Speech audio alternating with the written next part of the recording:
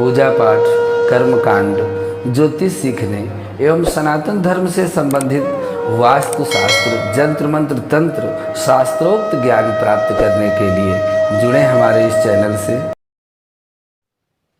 नमस्कार मित्रों, स्वागत है ज्योतिष शिक्षा के इस कार्यक्रम में, जहां पर आप अपने ज्ञानार्जन के लिए वैदिक, पौराणिक और शास्त्रोक्त नियमों के अनुसार बताए गए मंत्र साधनाओं का अभ्यास कर रहे हैं।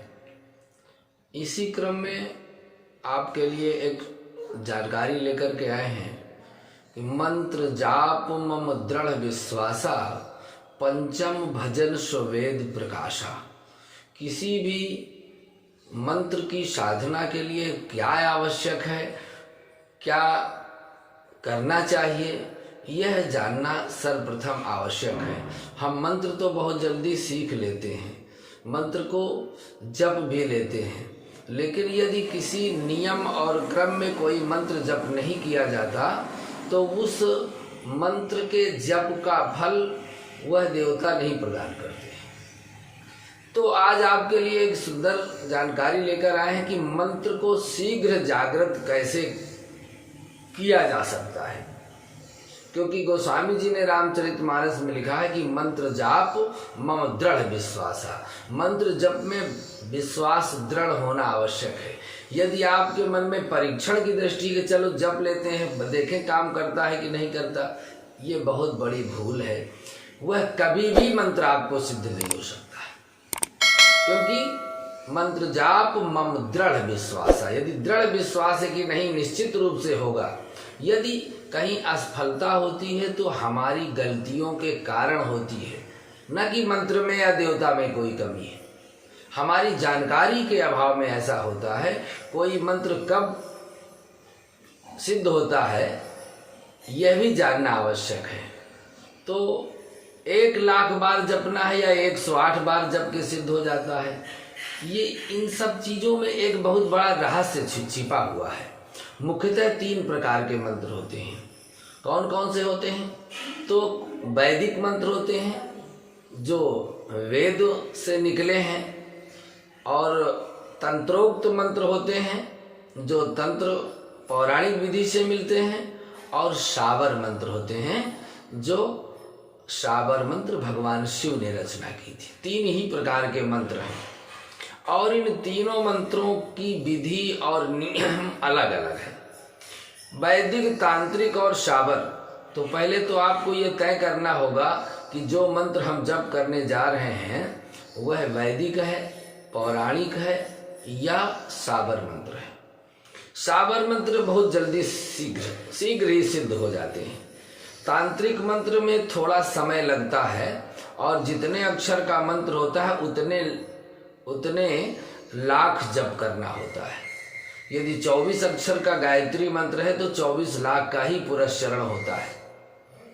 यदि महामृत्युंजय 52 अक्षर का मंत्र है तो 52 लाख जपने से ही सिद्ध होता है। इसी तरह से वैदिक मंत्रों की भी संख्या दी गई है।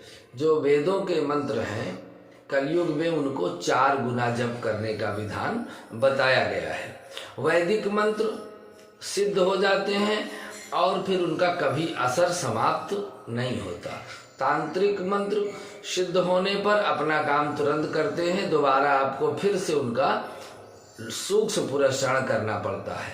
और शाबर मंत्र भी कम से कम जप में सिद्ध होते हैं, पर जप का विधान भी 3 प्रकार का है। एक वाचिक है, एक मानसिक है और एक उपांशु है। वाचिक जप ऊंचे स्वर में स्पष्ट रूप से शब्दों में उच्चारण हो, ओम नमः शिवाय, यह वाचिक जप है। जब हमारा उच्चारण हमारे सामने वाले को भी सुनाई दे, ये वाचिक जप है। मानसिक जप क्या है? जो मन में ही चलता है, जिसमें न ओठ चलता न जिह्वा चलती, केवल मन में चलता रहता है, वो मानसिक जप है। और एक उपांशु जप होता है। उपांशु जप का मतलब होता है कि जप करने वाले की जीभ और ओठ तो चलते हैं लेकिन उच्चारण सुनाई नहीं देता है। धीमी गति से होता है, उसको उपांशु जप कहते हैं। तो मंत्र साधना में विशेष ध्यान देने वाली बात यह है कि सबसे पहले उसका उच्चारण सही हो।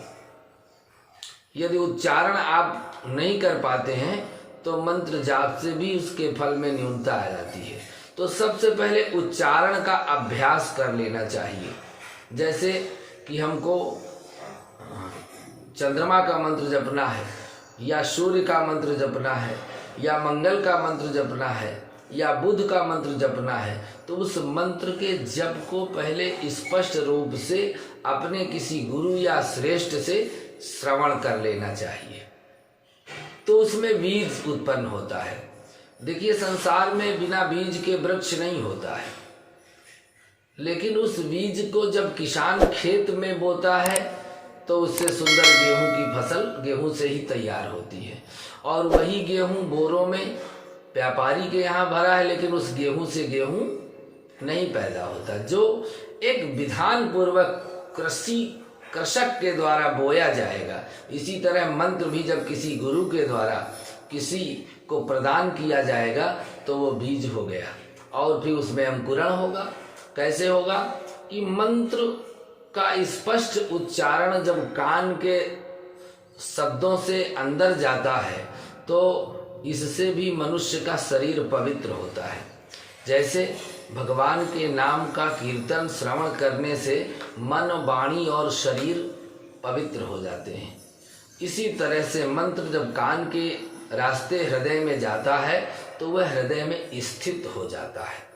और जो मंत्र किसी गुरु के द्वारा ग्रहण नहीं किया गया, फिर वह मंत्र चाहे कितना भी उत्तम हो पर वो आपके लिए लाभदायक नहीं हो सकता है। तो मंत्र लेने की ये विधि हो गई। दूसरा, जपने के लिए सबसे पहले हमने यदि मंत्र को कंठाग्र कर लिया है, मंत्र को सिद्ध करना चाहते हैं, तो सर्वप्रथम संकल्प लेना होता है। आज मैं मेरा नाम, मेरा गोत्र, आज की तिथि और नक्षत्र का स्मरण करके मैं संकल्प लेता हूं कि इस मंत्र का इतने दिन में इतनी संख्या में जप करूंगा और मेरा लक्ष्य इस मंत्र को सिद्ध करने का है। उतने दिन में, उतने समय में आपको यह मंत्र जप कर लेना है। इसी तरह से जब मंत्र जब पूरा हो जाए तो उसका दशांश हवन होता है, उसका दशांश तर्पण होता है और उसका दशांश मार्जन भी होता है। तो उसका दशांश तर्पण मार्जन कर लेते हैं। अब कुछ ऐसे समय होते हैं कि ऐसे यदि हम नित्य कोई पूजा करते हैं तो उसका फल उतना ही प्राप्त होता है, पर यदि ग्रहण काल में सूर्य ग्रहण हो या चंद्र ग्रहण हो और एक बार कोई मंत्र जपा जाता है तो 1000 बार जपने का फल मिलता है। तो जो बड़े मंत्र हैं पुरस्चरण करना है, उनको ग्रहण काल में जल में खड़े होकर के एक माला 108 बार की कर लिया तो सावर मंत्र है तो वो सिद्ध हो जाएगा और वो शीघ्र लाभदायक होगा। उसी दिन उसका हवन, तर्पण और मार्जन भी कर दीजिए, अनुष्ठान आपका पूरा हो गया। मंत्र को सिद्ध करने के लिए पवित्रता और मंत्र के नियमों का पालन करना आवश्यक है, क्योंकि उदाहरणार्थ यदि आपके मन में एक साथ 1000 विचार आ रहे हैं तो आपको विचारों को रोकना होगा। एक ही विचार मन में आए जिस मंत्र का आप जप कर रहे हैं। आपका मन और मस्तिष्क केवल मंत्र पर टिका हो, आपका ध्यान केवल मंत्र पर हो। जब मंत्र जाप चल रहा हो तो आंखें बंद करके उस मंत्र का ही ध्यान करना है, तो उस जप का पूरा फल प्राप्त होता है। जब ऐसा हो जाता है तो मंत्र सिद्ध हो जाता है। और लगातार अभ्यास करते करते कहते हैं कि करत करत अभ्यास के जड़मति होत सुजान, रसरी आवत जात से सिल पर पड़त निशान। यदि पत्थर की शिला में पानी भरने की गलारी लगी रहती है और जब रस्सी से पानी रोज खींचा जाता है, रोज डाला जाता है, तो उस पत्थर में भी रस्सी की लकीर बन जाती है। इसी तरह से जब मंत्र का निरंतर जप करके अभ्यास किया जाता है तो वह मंत्र चित्त में स्थित हो जाता है और जब आप ध्यान करें तो मंत्र मन में आ गया, मानो सिद्ध हो गया। मंत्र सिद्ध होने पर क्या होता है? मंत्र से सिद्ध होने पर किसी भी देवी या देवता को साधा जा सकता है। मंत्र से किसी भूत या पिशाच को भी साधा जा सकता है। मंत्र से किसी यक्षिणी यक्ष को भी साधा जाता है। और जब मंत्र सिद्ध हो जाता है तो मात्र उसका 11 बार, 21 बार या 108 बार इस